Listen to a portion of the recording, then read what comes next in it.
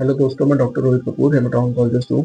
आज हम डिस्कस करेंगे किन प्रकार के खान पान से कैंसर हो सकता है और किन से कैंसर का रिस्क काफ़ी हद तक बढ़ सकता है।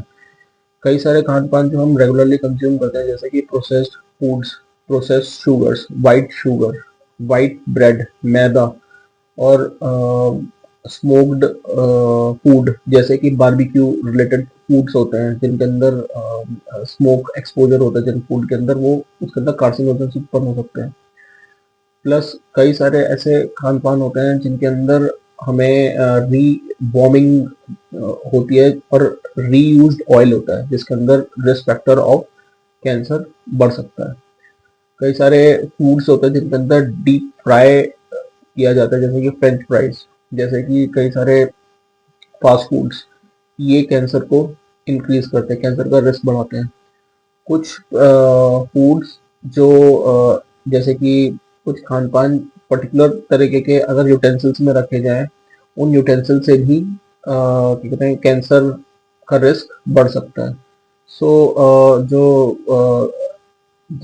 टू समराइज, मैं ये कहना चाहूँगा, कैंसर इंक्रीजिंग फूड्स वो होते हैं जो जिनके अंदर रिफाइंड कार्बोहाइड्रेट्स होते हैं, जिनके अंदर रिफाइंड होल ग्रेन होता है, जिसके अंदर रिफाइंड और जिसके अंदर काफ़ी डीप फ्राई किया जाता है, जिन चीज़ों के अंदर उसके अंदर कैंसर का रिस्क बढ़ सकता है। कई सारे रेड मीट जो होते हैं उनके अंदर भी कैंसर का रिस्क बढ़ सकता है। प्रोसेस्ड मीट, स्मोक्ड मीट और कुछ कुछ प्रकार के जो हमारे इंटरनेशनल फूड जैसे होते हैं, सलामी, जिनको स्मोक करा जाता है, वो भी उनसे भी रिस्क फैक्टर ऑफ कैंसर, वो रिस्क फैक्टर ऑफ कैंसर होते हैं।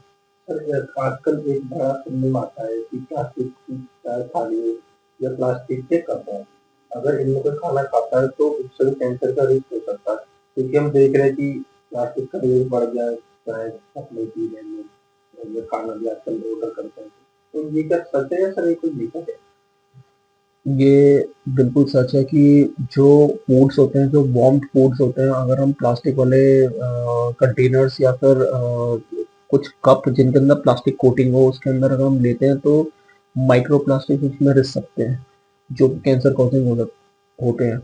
सेकेंडरली, जो वार्म फूड होते हैं वो प्लास्टिक को क्या कहते हैं कन्वर्ट कर देते हैं केमिकल कार्सिनोजेंस में, जैसे कि बिस्फेनॉल ए और थैलेट्स, जो ये कैंसर कॉजिंग एजेंट्स होते हैं और इनसे कई तरीके के जीआईटी के कैंसर और मुंह के कैंसर होने की रिस्क बढ़ जाता है।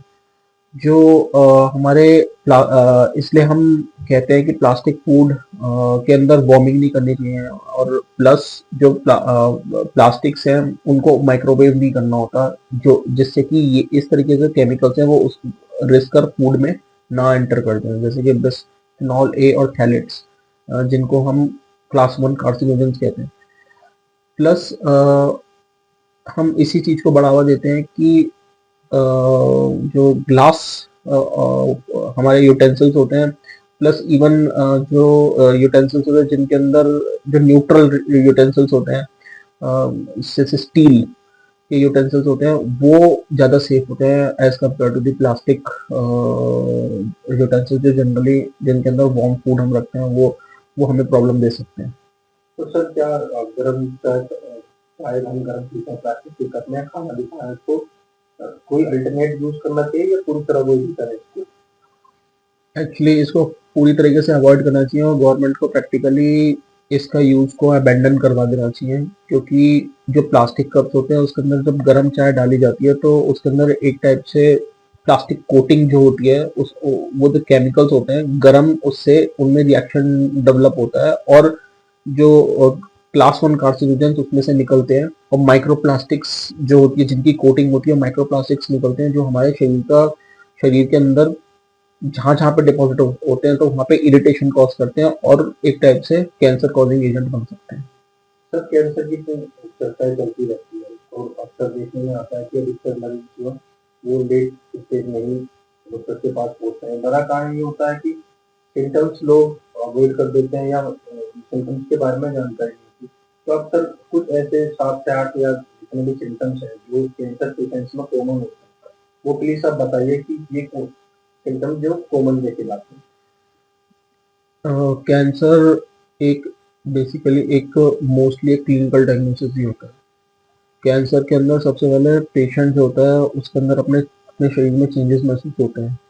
जो बेसिक सेट ऑफ चेंजेस जो महसूस होते हैं, बुखार जिसका कोई इन्फेक्शन से रिलेशनशिप ना हो, वजन गिरना, खूब पसीने आना, नई नई गांठें उत्पन्न होना, और जैसे कि अ, हमारा जैसे कमजोरी बहुत ज़्यादा महसूस होना, इस प्रकार के सिम्टम्स जनरली हर प्रकार के कैंसर के अंदर देखने को मिलते हैं।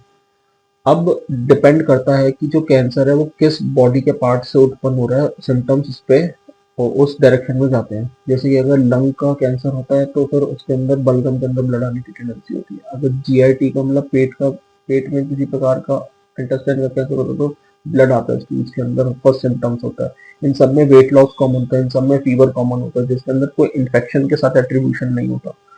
अगर हमारा ब्रेन का कैंसर होता है तो फिर सीजर्स की टेंडेंसी होती है। अगर ब्रेस्ट कैंसर के सिम्टम्स होते हैं उसमें ब्रेस्ट लंप पेल्पेबल होगा, जैसे गांठ एक ब्रेस्ट में या फिर बगल में गांठ उत्पन्न हो जाती है। इस प्रकार के सिम्टम्स हमें देखने को मिल सकते हैं।